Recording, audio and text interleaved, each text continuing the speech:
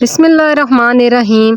सारी तारीफ़ें अल्लाह ही के लिए हैं जो तमाम जहानों का रब है, रहमान और रहीम है, रोज़ जज़ा का मालिक है। खुदाया हम तेरी ही इबादत करते हैं और तुझी से मदद मांगते हैं। हमें सीधी राह चला, उन लोगों की राह जिन पर तूने नाम फरमाया, ना कि उनकी राह पर जिन पर तेरा गज़ब नाजिल हुआ, और ना गुमराहों की। अलिफ लाम मीम, ये वो किताब है जिसके कलाम इलाही होने में कुछ भी शक नहीं। हदायत उन मुत्तकी इंसानों के लिए जो गैब पर ईमान लाते हैं, नमाज कायम करते हैं, और जो कुछ हमने इनको दे रखा है इसमें से राह खुदा में भी खर्च करते हैं। और ए पैगम्बर, जो किताब तुम पर उतरी हो, जो किताबें तुमसे पहले उतरी, इन सब पर ईमान लाते और आखिरत का भी यकीन रखते हैं।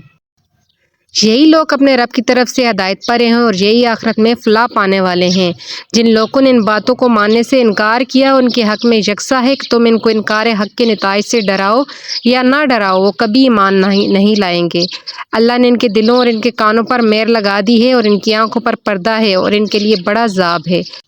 और कुछ लोग ऐसे भी हैं जो कहते हैं कि हम अल्लाह पर और रोज़े आखिरत पर ईमान लाए, हालांकि वो हरगिज़ मोमिन नहीं। ये लोग अपने नज़दीक अल्लाह को और इन लोगों को जो ईमान ला चुके हैं धोखा देना चाहते हैं, और हकीकत में धोखा नहीं देते मगर अपने आप को, और इस बात को नहीं समझते इनके दिलों में बीमारी है, सो अल्लाह ने इनकी बीमारी बढ़ा दी और इनके लिए दर्दनाक अजाब है, इसके लिए कि वो झूठ बोलते हैं। और जब इनसे कहा जाता है कि ज़मीन में फसाद ना करो तो कहते हैं हम तो इस्लाह करने वाले हैं। याद रखो, यही लोग फसादी हैं लेकिन नहीं समझते।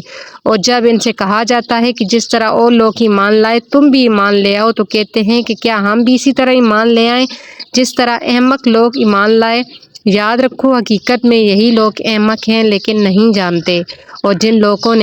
और जब लोगों से मिलते हैं और ईमान ला चुके हैं तो कहते हैं कि हम भी तो ईमान ला चुके हैं, और जब तन्हाई में अपने शैतानों से मिलते हैं तो कहते हैं हम तो तुम्हारे साथ हैं, हम तो सिर्फ मुसलमानों को बनाते हैं। अल्लाह इन्हें बनाता है और इनको ढील देता है कि अपनी सरकशी में भटकते रहें। यही वो लोग हैं जिन्होंने हदायत के बदले गुमराही मोल ली।